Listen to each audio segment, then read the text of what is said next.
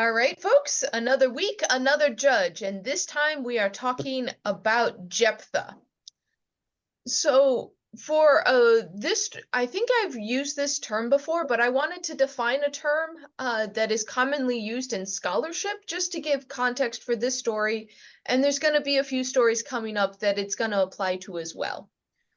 So we have talked about before that there is not often main female characters in a lot of our stories, specifically named female characters, but a specific category is given to female characters who do not face good outcomes in the end. And the term used for a section of today's passage is the text of terror. Basically, text in the Bible that specifically target women's suffering. And so we're going to get our first step, or one of our steps into it today in this story that has a very tragic piece to it. There is some tragic pieces to women's stories in the near future. So I will, this is not the first time or the last time we're going to be stepping into the text of terror, but this week is one of them. So with that in mind, any initial thoughts on the story of Jephthah and kind of his time as the judge of Israel?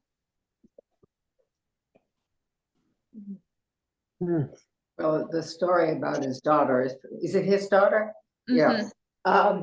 I was confused about Gilead and did we have a story earlier with a name that sounded similar? It was Gideon or? Oh, Gideon? Gideon. Okay, Oh. Gideon is one of the judges.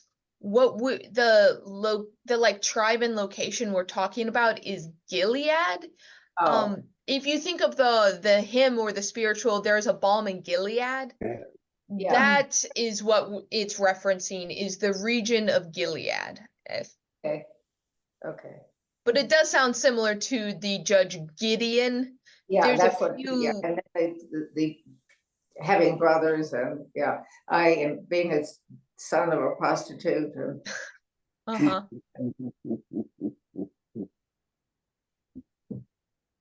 I don't know how anyone can manage 30 sons and 40 daughters, or the family dynamic seemed very strange. Yeah.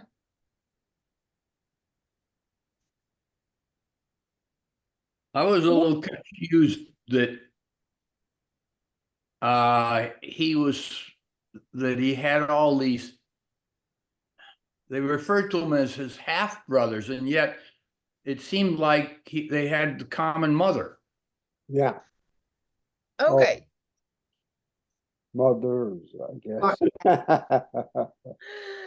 All right. So it sounds like there's some details that are a little less than obvious in this story. Yeah. So let's go ahead and jump in and walk through a few of the pieces, and we can start putting the features of this story together. Get Jephthah as a judge. Actually, we see some parts of intertribal conflict that we haven't seen in some of the other ones, which is interesting. So bear with me as we dig into the details. So if you remember last time, we covered a little bit of chapter 10 just to give us an introduction to this time around. And so we have the same repetition where the people aren't really doing or you can either say the people aren't following God, or we just have a time between judges. So that seems like a good time for the Ammorites to attack. And God listens to the people after they've been oppressed for a while and says, okay, I'll raise someone up. And then the screen cuts to black. Then we shift over to Jephthah. So Jephthah is technically the first son, I believe, of his father. Gilead. Gilead, yeah. Yeah, so Gilead. Okay. He's a son of a prostitute. That's an interesting. Right. So his father Gilead does not marry the prostitute. So his Gilead's wife, there's like a proper wife, and then there is this bastard son, basically. And so Gilead seems to have been taking care of his bastard son along with all the other ones, but eventually the half-brothers from the proper wife are less than happy about this arrangement. Mhm. Yeah, Larry? More than one wife, though, right? Probably, at least from the size of the families they have. You know, it is always a possibility, but this text specifically seems to indicate that Gilead specifically only had one wife. One wife, yeah. Yeah. But he's still having sons with multiple women, don't get me wrong. But one wife One wife, with okay, the elevated status. okay. And so I'm curious at all because this story already has echoes of stories we've heard before. Where have we heard of the sons of the wife proper kind of, or pushing out the son that is not from the wife proper? Does it ring any bells? No, that was the one I was mentioning. It was, I don't remember the father, but there was the one who had, is a concubine.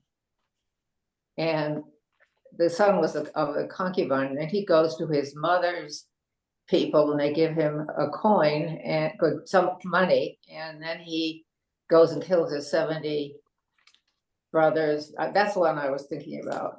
Are you Okay. you're muted? Oh, yes, it took me a moment. Yeah, that was Abimelech. The Yeah. one we talked about last week where he kills all of his other brothers. So Yeah. they're like, we're seeing this pattern start to play out again where Yeah. one son starts to conquer the rest of them. Right.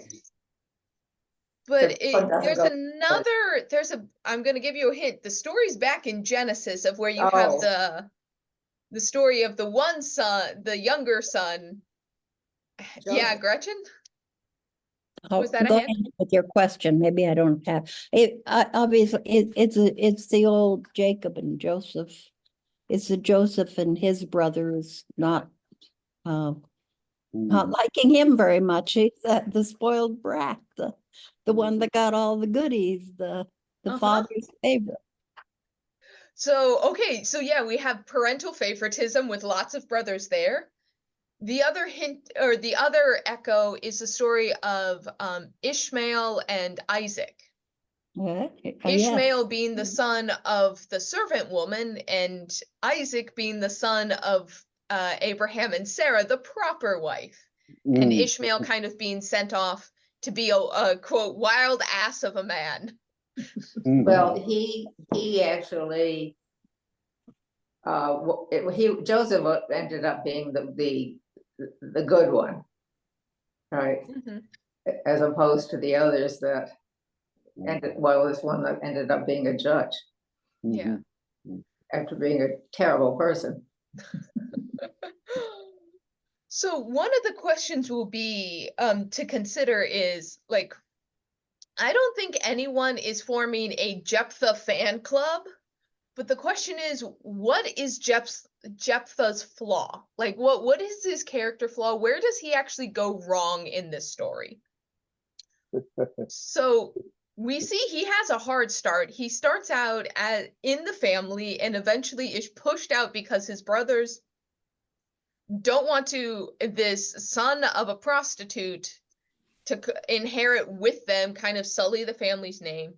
And then in verse 3, we see that Jephthah both flees his brother's house, lives in the land of Tob, and then outlaws start congregating around him.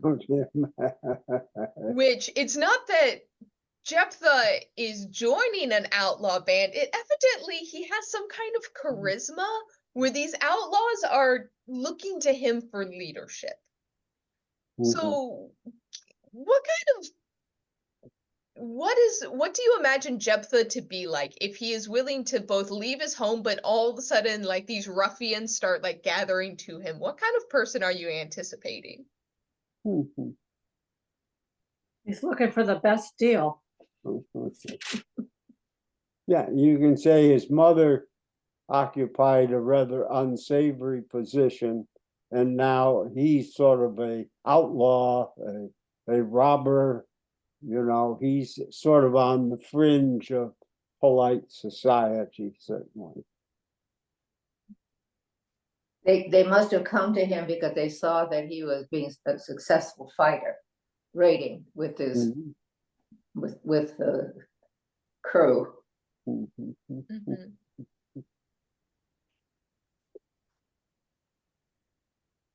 And then he says, wait a minute. Yeah, so this is evidently someone who doesn't really care about scruples too much. Much, yeah. It's like, okay, society has rejected me, so I'm going to reject society.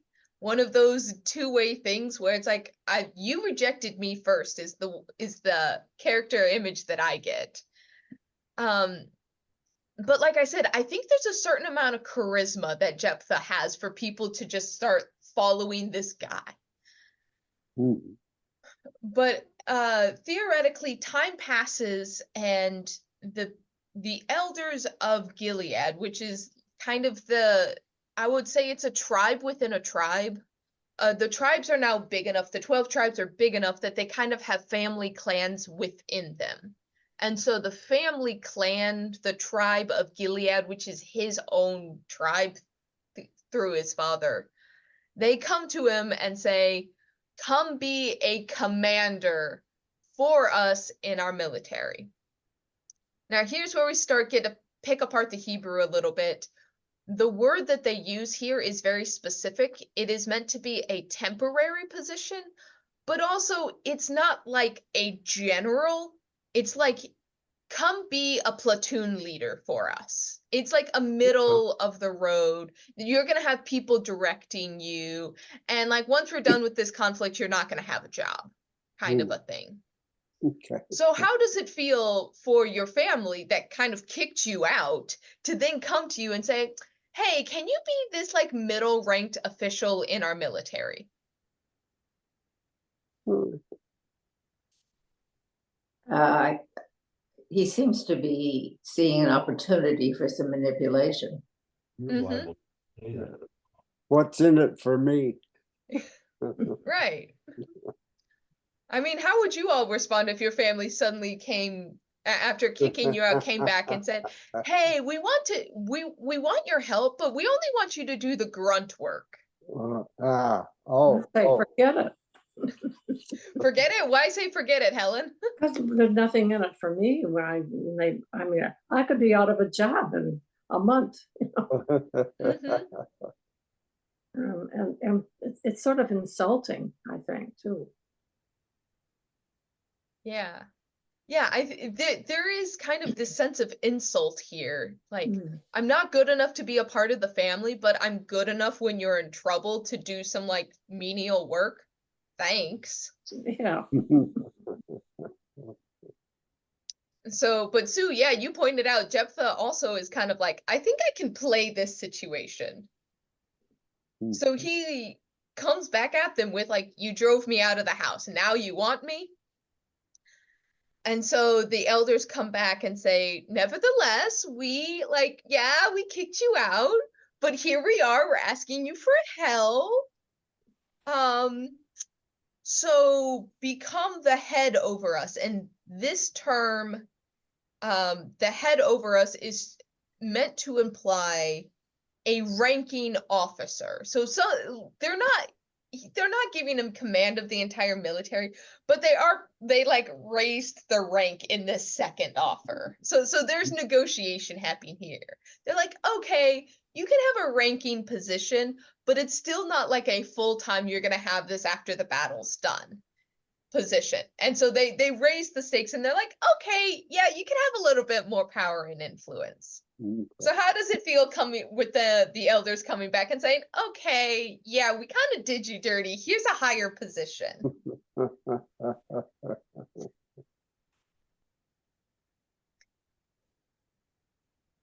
Huh? I'd still be suspicious. Yeah. Mhm.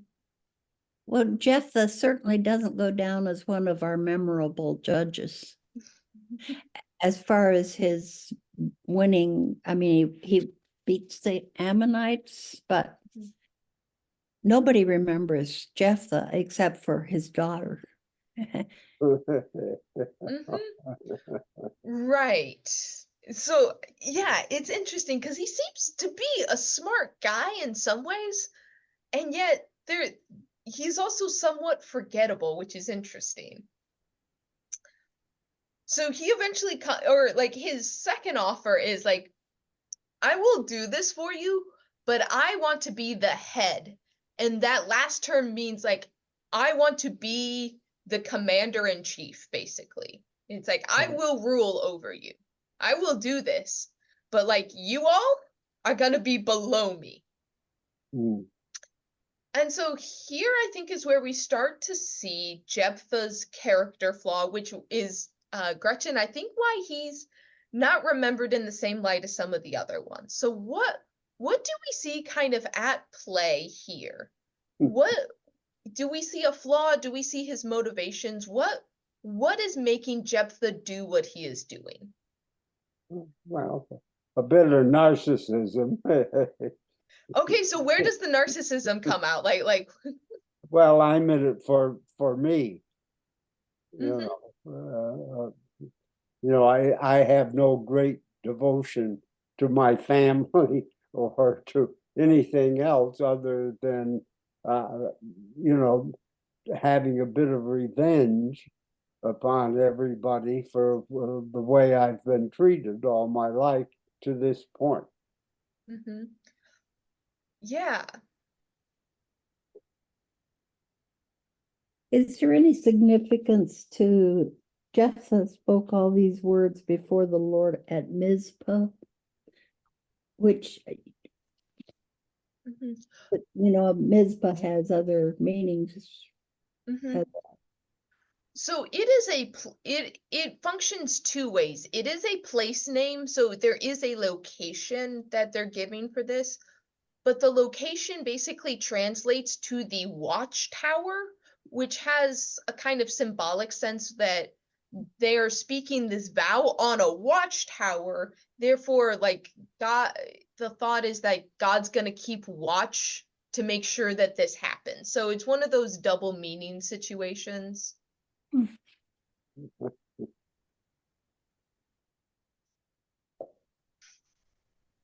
So, Larry, I think you hit it on the nose there, and this is one of the things that separates Jephthah from a lot of the other judges. Mm.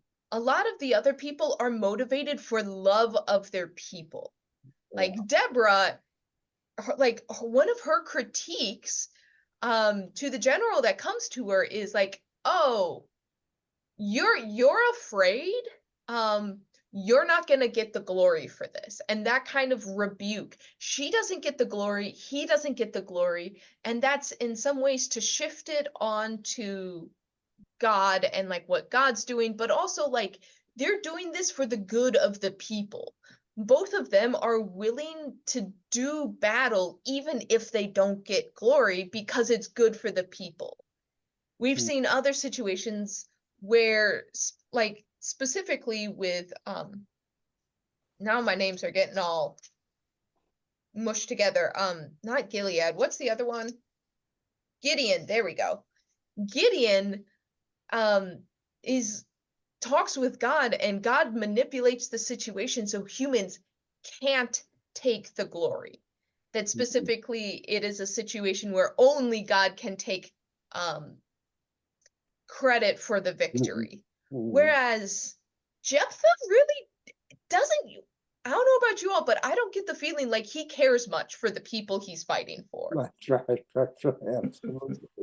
He just wants to rule over the people who kicked him out. Like it's vengeance, it's self-satisfaction, it's a little bit of revenge. And the Ammonites just happen to be the tool of his revenge. So what do we think of this motivation, and how does that change how Jephthah approaches this situation when it's kind of self-motivated rather than motivated to help the people? Well, he's going to do everything he can to be certain he wins, which is why he's going to be certain that God is going to be on his side and carry him through the battle. Mhm. Well, this, okay, isn't this kind of a contradiction of the earlier story that they passed by the Ammonites and got into the land? I mean, the Moses and time when Moab, and is this kind of a, I find that kind of interesting. This is the same story kind of repeated with a military Mhm, manner. mhm, Mhm. Oh yeah, I mean there are definite echoes here, and we'll get to the situation and how different groups are looking at this situation. But Gretchen, you're spot on. This is an echo of their approach basically to the promised land. They've dealt with all of these groups before, and now it's mhm, kind of coming up again. mhm, mhm. So my question for you all, thinking, kind of pausing on the story as we have it and thinking about today, there's kind of a question posed by this situation of whether or not a self-interested leader is a good leader. Because the question is Jephthah effective because his motivation is self-interest, and so he wants to maximize his self-interest and he's going to win it because he's motivated by revenge? Or does that in the end lead to bad outcomes? And so when we're thinking about the world today, are self-interested leaders leaders that are motivated by something other than the will of the people or the well-being of the people? Do they make good leaders, or are there downsides? Well, Well, there's a conflict here because the people went after him and brought him there. So mhm. that was their choice. They have Yeah, they want him because he's a good soldier. I mean, that's their motivation. They don't care anything about his morals or his ethics or what he's going to do afterwards. The people need him for a specific purpose. Mm-hmm. Now that doesn't may make him a great soldier, but it certainly doesn't make him a great leader. Mm-hmm. but they'll deal with that later Yeah, right, if they survive the war. right. Mm-hmm. Yeah, I just, so there's things that I'm always curious about is there's a conversation I've been having recently with Logan and myself because I find this interesting, and it's more of a thought experiment than anything, of looking kind of back in history and like I find it interesting when we've had like presidents of the United States that are very effective with what they did. They set out an agenda and they actually did what they said they were going to do, but we also find out they were kind of jerks. I sometimes using stronger language than that. Like Teddy Roosevelt, he did what he said he was going to do, not necessarily a nice person. And so the question is like, is there a certain amount of that kind of not nice person that it takes to be an effective leader? Or can you be kind and compassionate and still a good leader? Yeah. Well, I think Jimmy Carter had some problems there. He had so much compassion that he looked weak, I think, which to some people. And see, that's the counter argument.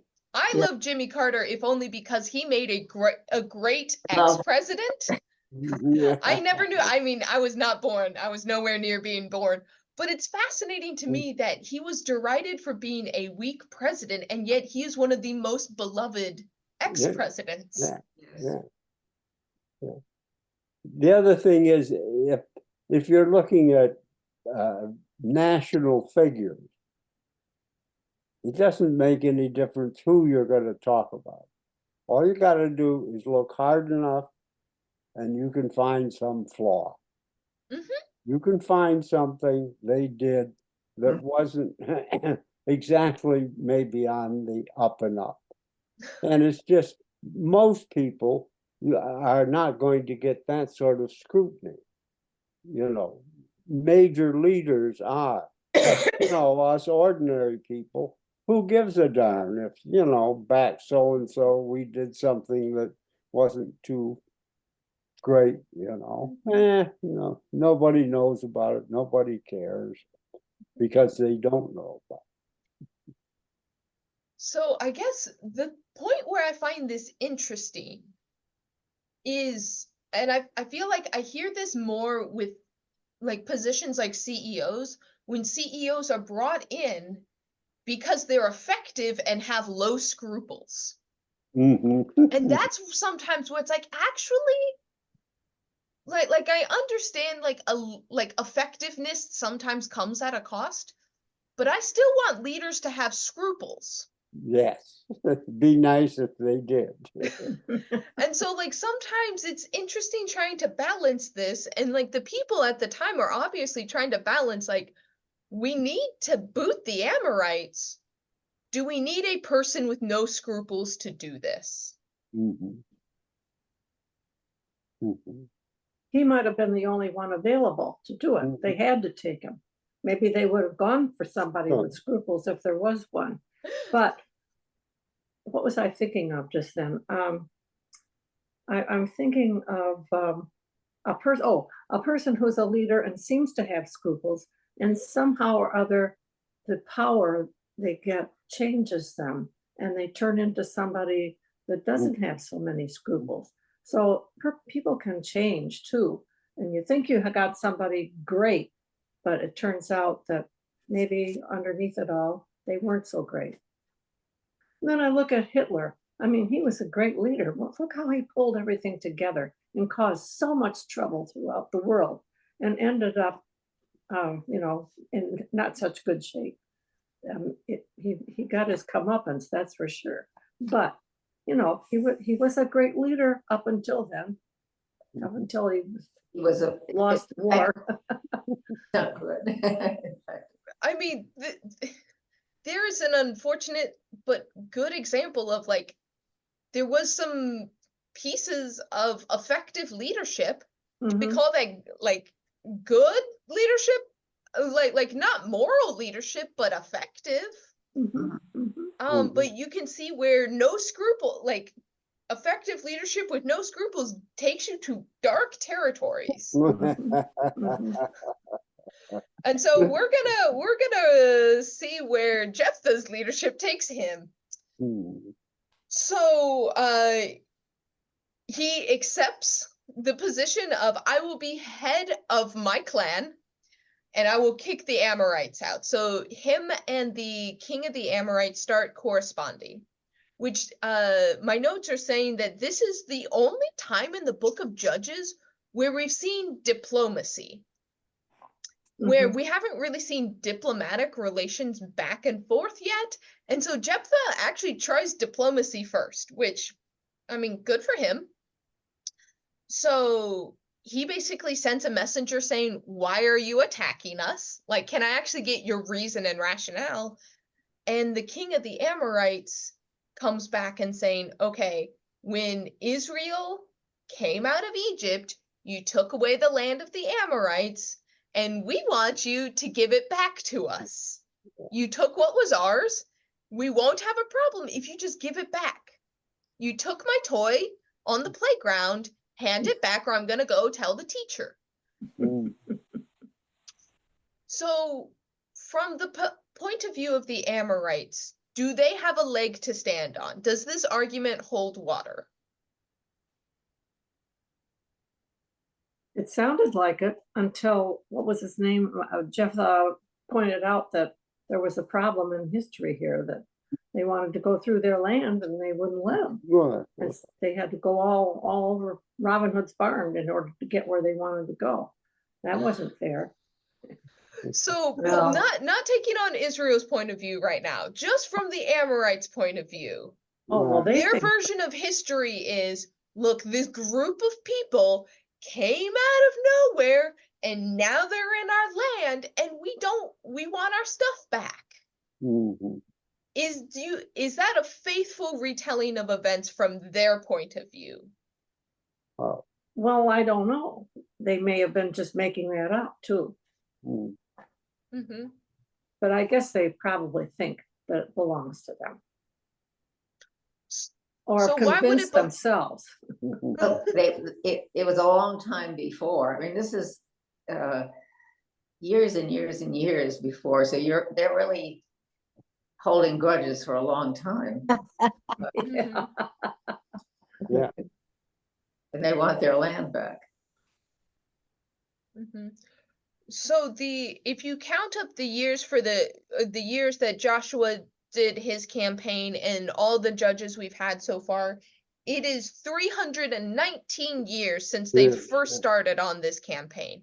So it's, I mean, 300 years is a long time. However, the Amorites had been there for a long time preceding that.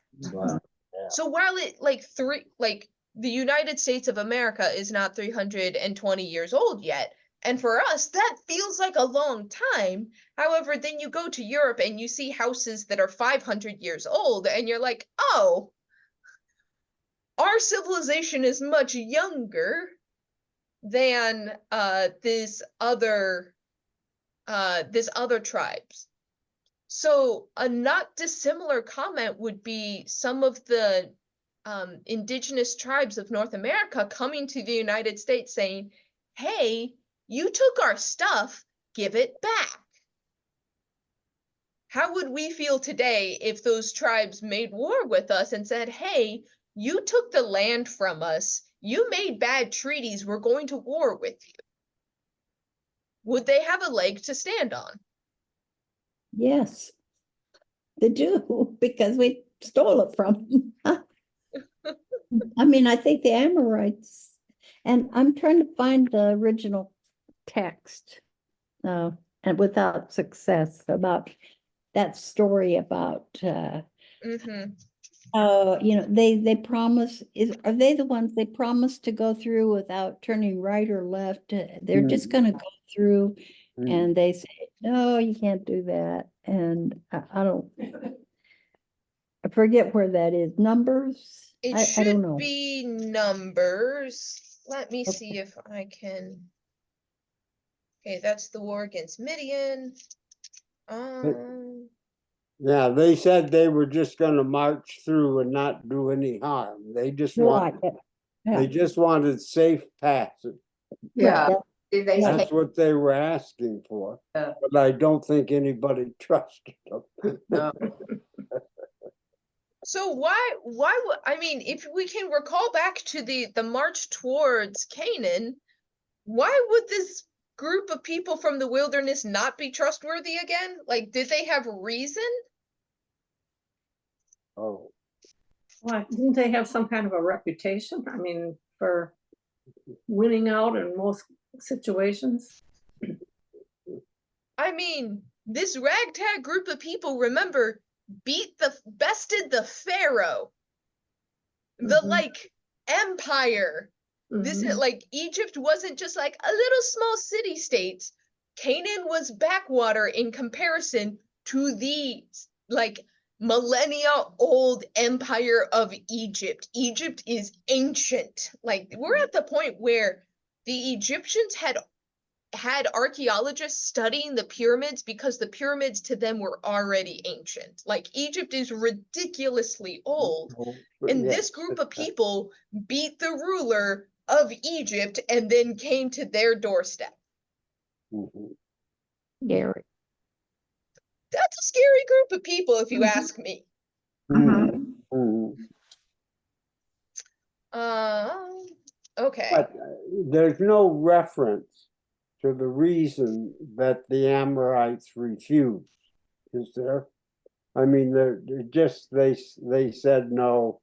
They were, yeah, they just, there is, I don't remember any reason. They Okay. didn't trust them. They didn't trust them. But at the time, it seemed, when we read that part, it seemed like you were making things unnecessarily difficult. But I didn't realize that Israel, or is it Joshua, grabbed their land. I didn't remember that. Mhm. Mhm. So I somewhat think I found where we are referencing. If you go to Numbers chapter 20, starting in verse 14, you have the refusal of passage through Edom. And Edom is the first one where they sent messengers saying, hey, we just want to pass through. We're not after your land. We just want to walk through. You have the highway. We want to walk on the king's highway, and we won't touch your crops. We're not going to turn to the left. We're not going to turn to the right. We just want to walk. We will pay you for what we buy along the way. And Edom says, no. The thing with Edom, though, is they don't fight Edom. They walk around Edom, and then they approach Moab and say the same thing. We Mhm. just want to walk through. And Moab, the journey to Moab starts in 21. And they just want to walk through. But Moab doesn't want them to walk through either. So that's when let's see, do they actually attack Moab?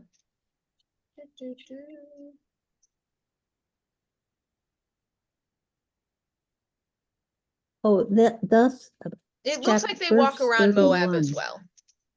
Mhm. But then in verse Verse 20 21, we have King Shion defeated, and it's King Shion of the Ammorites, which is where they say, let us pass through your land. We will not turn aside from the field or vineyard.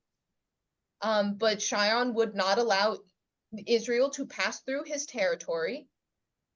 And so they fight. And in 31, you see, thus Israel settled in the land of the Amorites, and Moses sent out spies to the next location. Mhm.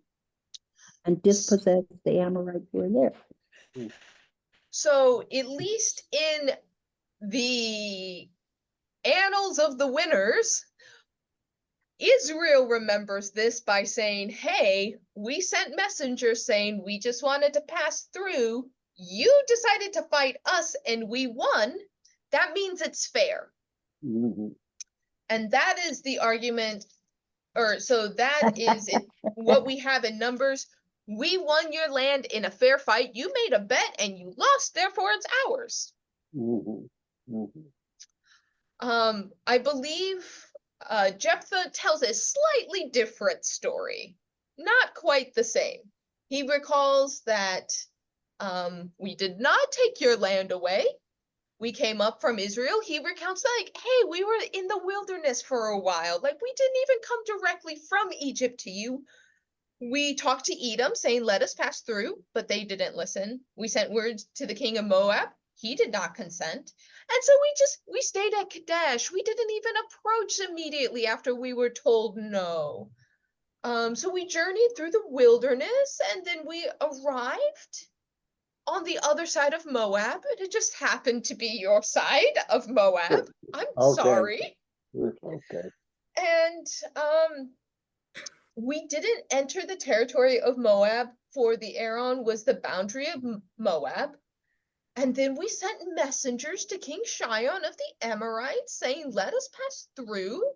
But Shion didn't trust us. All of this was because you didn't trust us to just walk through your land. So we had to fight you. And we won. Therefore, we didn't steal anything. We won it fair and square. Mhm. What do you... what do you make of this argument of you caused this issue, you didn't trust us, we won, tough tamales? What do you think? I think he was really smart. Yeah, why is it smart, Helen? Well, he got his way. He had a good argument that it was won fairly and squarely, and that they had no right to that land anymore anyway.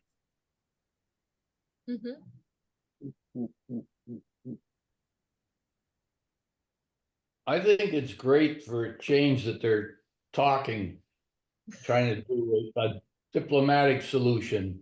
Yeah. A little bit of time to think about the situation and whether you want to go to war or not, and gives you some options.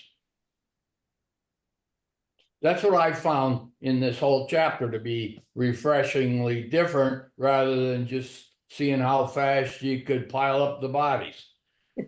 Right. And at the same time, the diplomatic solutions don't work because they don't agree on a story. They don't agree on what happened and what didn't happen, so they end up still going to war. Yeah. But at least it was a phase they went through that we haven't seen before. I mean, from a point of mankind. So almost in a sense, like, we did due process. We at least tried before we pulled out the swords.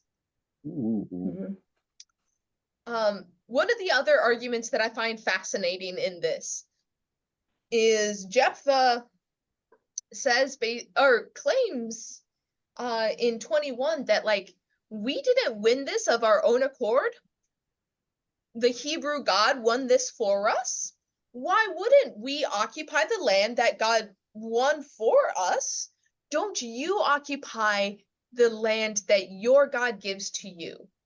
Because this once again shows that they have a specific kind of monotheism that doesn't exclude the existence of other gods. So Chemosh is seen as the Amorite god, and they're like, hey, Chemosh gives you land. Don't you occupy the land that Chemosh gives you? We're going to occupy the land that our God gives us. All right? And so there's a sense of, like, divine order in this, that it's like, this isn't just us.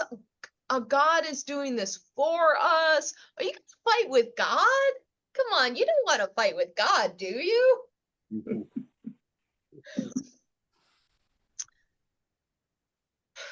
So the God of Israel will do anything to get them a homeland. Just, it doesn't.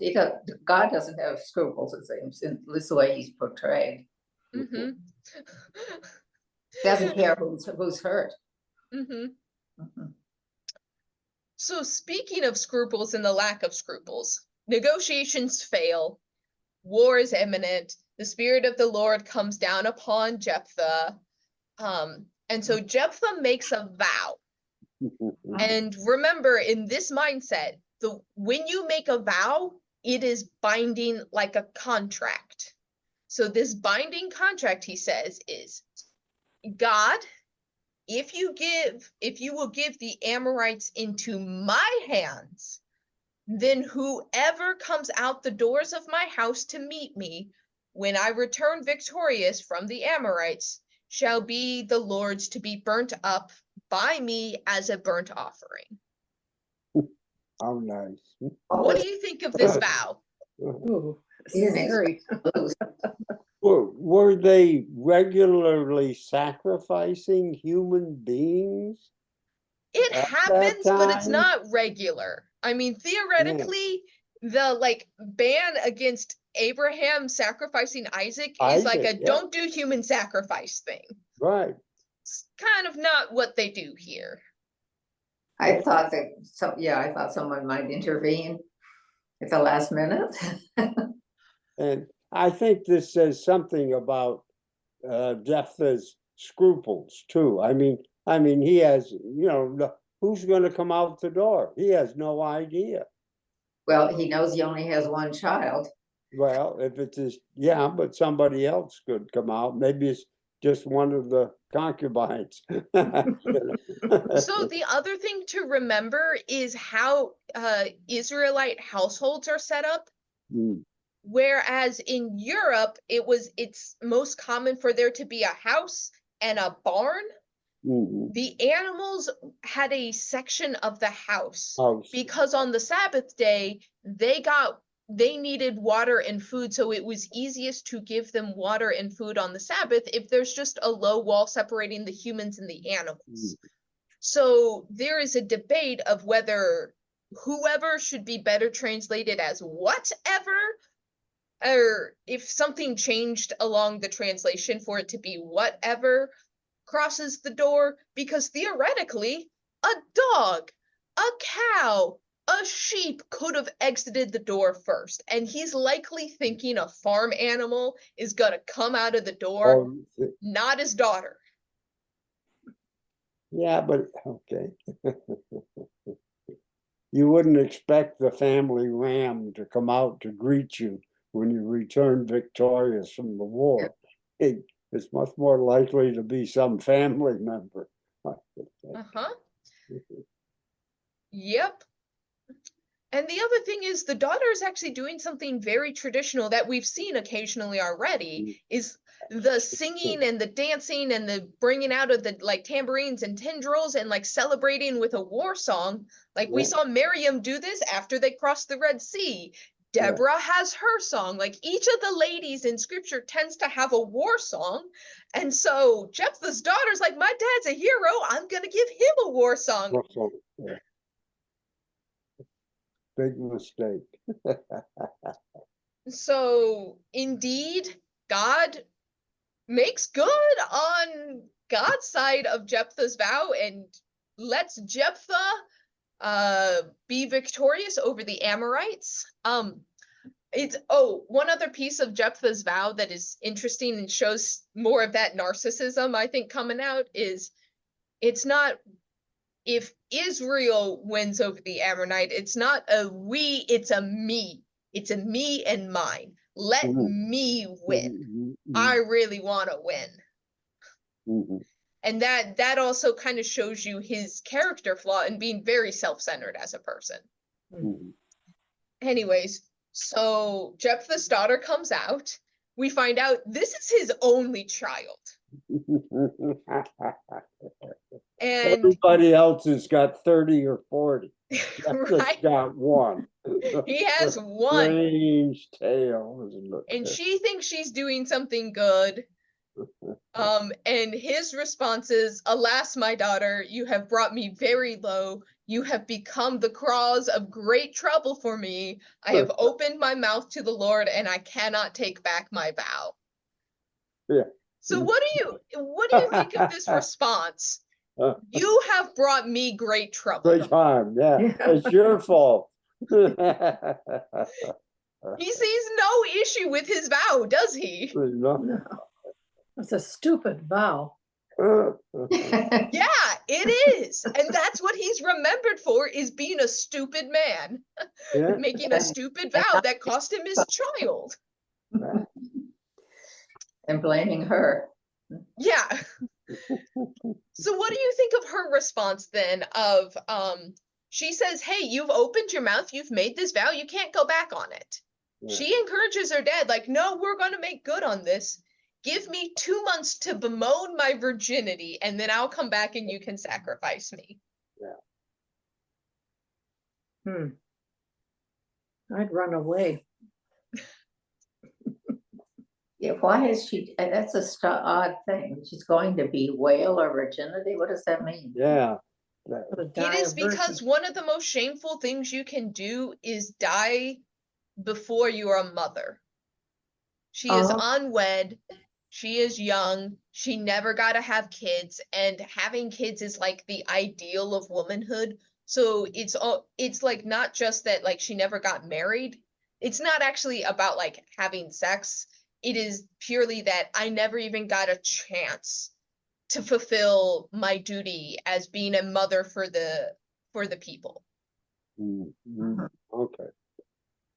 So she's gonna take a bunch of her friends and go bemoan her fate for 2 months. And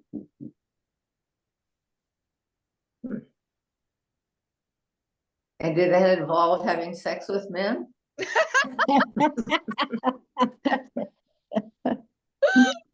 You know, that I think would be hilarious, and if I, but we have the specific line, where is it? Verse 39, and at the end of 2 months she returned to her father, who did Oh, she with never- her according to the vow he had made. She had never slept with a man. So we have a confirmation that no, she just didn't go have a 2-month orgy out in the wilderness, which some people have suggested. That is not the first time I've heard that. But theoretically, this is a time of like coming to terms with her fate. Okay, Do we think what she did is honorable? Is this like the ideal of faithfulness, or is this a tragedy? I think it's a tragedy, but then I didn't live at that time, so it's hard to imagine the customs of people that would do that. But I guess maybe it was for her the right thing to do. But I think it's a tragedy nevertheless. Is there any significance to the 2 months? I mean, why that specific period of time has been picked? Well, I she would didn't. have a period. I mean, she would have a period during that time, which would Yeah, influence right. her. Well, You know, you've never had a child. You've kept on having periods all this time. And yeah, now I think she's presented as in a way, she's an example of faithful womanhood. yeah, oh, yeah. Yay, the woman who sacrifices herself in spite of her dad making a bad vow. Yeah, in a way she kind of shows up her dad, because her dad's like, oh no, what am I gonna do? And in a way she is seen as being the stronger person by saying, you're gonna do what you said you're gonna do. I'm gonna do it on my terms, but you said this is she kind of is like, this is your fault, but I'm not gonna have God be mad at me. I'm not incurring wrath because you're an idiot. So in a way, once again, you see the woman kind of shaming the man, which is interesting.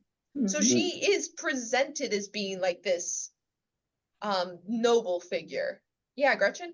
Well, and that she takes other women with her is, I don't know, it's both virtuous on their part in that they help her, get through everything.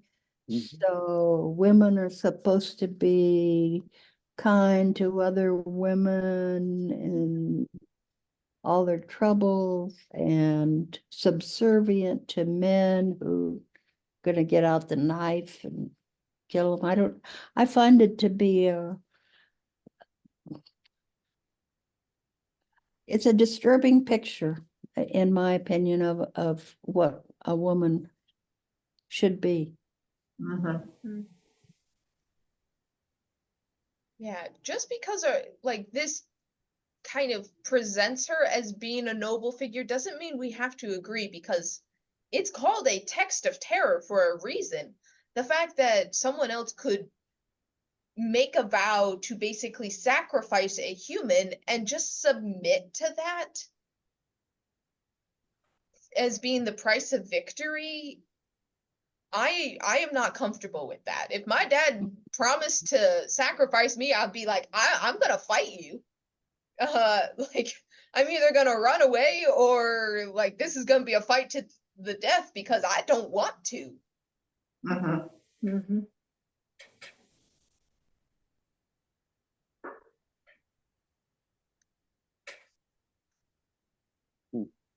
So any other thoughts on this, on Jephthah's daughter, or this kind of the situation of the his initial rise, Jephthah's initial rise to power? I was going to say also, this also reinforces the idea that You just can't be a single woman.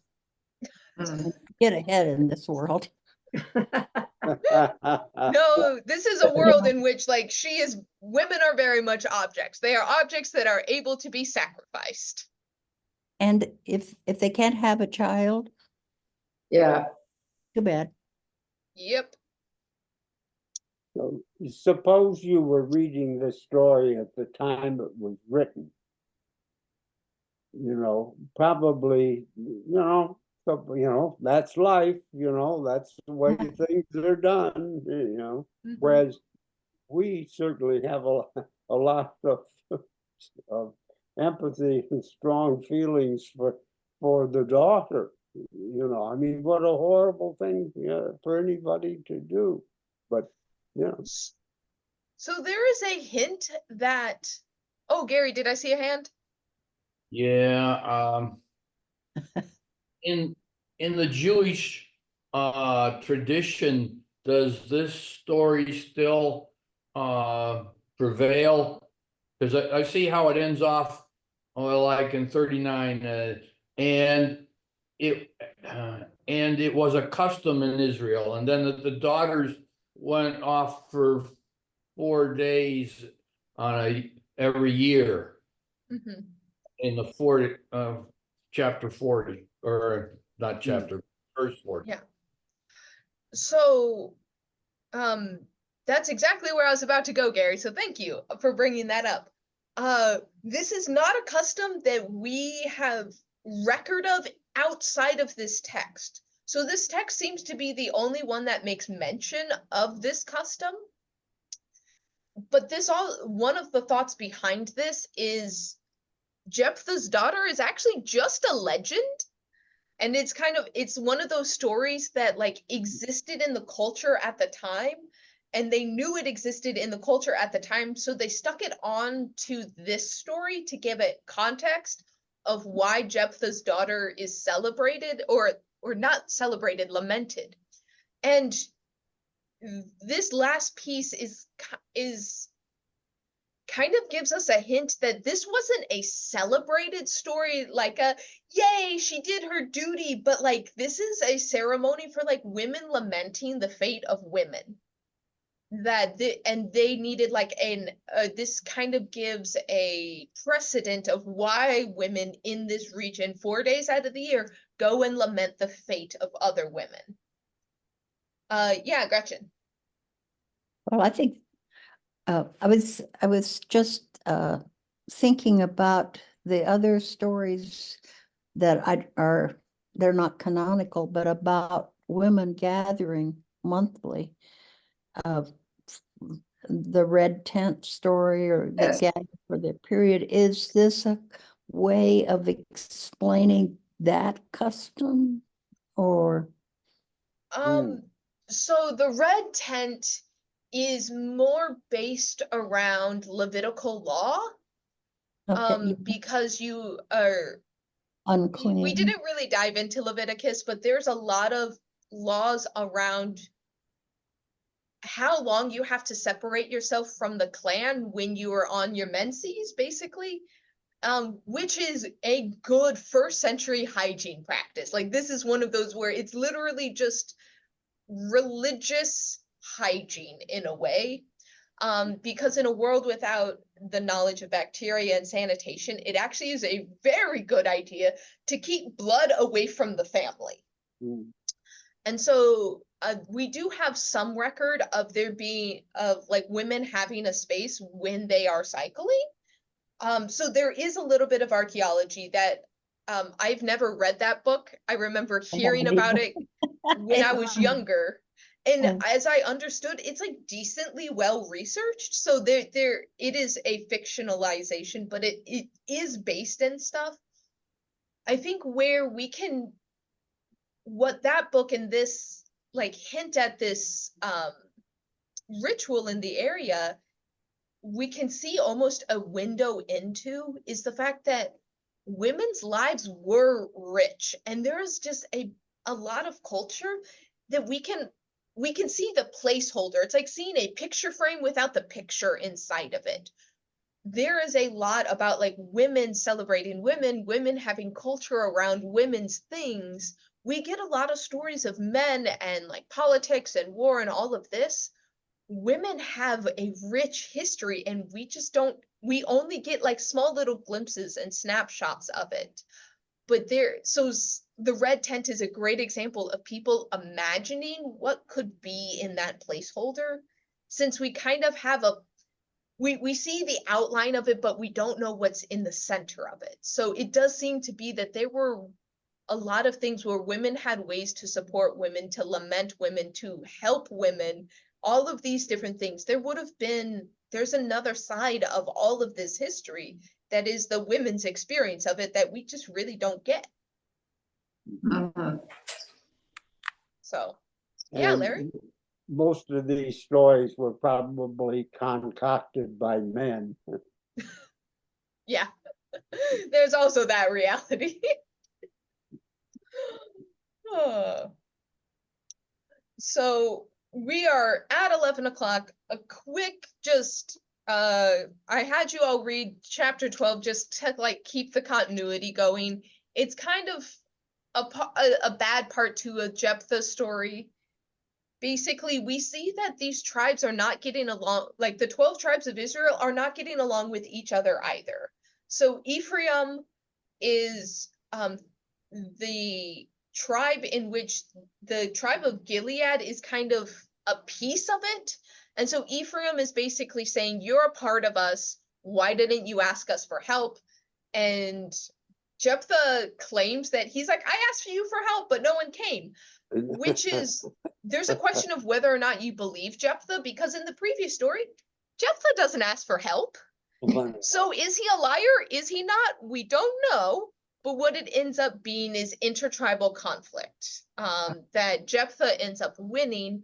But we see that the 12 tribes don't get along with each other either. And I think that's important to just kind of be aware of, that these tribes are knocking heads with each other as well. And then we have a list of a few other judges that are just very short. Larry, this is where you get your 30 sons and daughters, your 70 donkeys. These numbers are probably all made up. I don't trust a single one of them. But that will bring us to Samson. So next week we will cover Samson and Samson's story, because he is a case unto himself. Yeah. He has, so if you want, you can go back and watch the classic Samson and Delilah movie. If you want to compare notes of what's in scripture and what that movie depicts. But other than that, any final thoughts for today?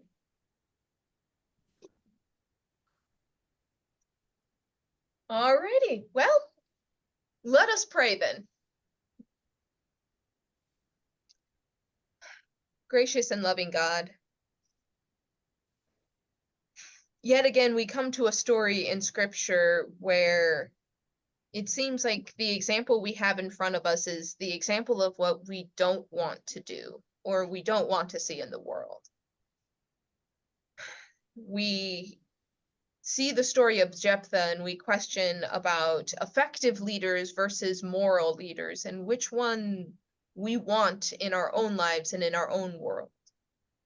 We read the story of Jephthah's daughter, a story for which we don't even have the name of his daughter, but we have a tale of her being brave in the sight of a world that wasn't fair to her. And we think about how we want to treat people today, whether we want to uphold her same standards or where we want to challenge it, where we think the voices of the people should be in the things that affect them. So help us give guidance to understand how these stories should be understood, whether they should be a mirror for us to understand today and critique our world, or help us dream of a better world, a more just and more fair one. God, we continue to pray for those in our community that are in need of healing or in recovery. We pray especially for Joanne, who is in our group here, Mary Ellen, who is not able to join us, and Gary, Gary Orvis, who is also needing extra prayers today. And so, God, we pray all these things in the name of Jesus. Amen. Thank you, Chris. Thank Of you. course. See you all See you next next week. Week.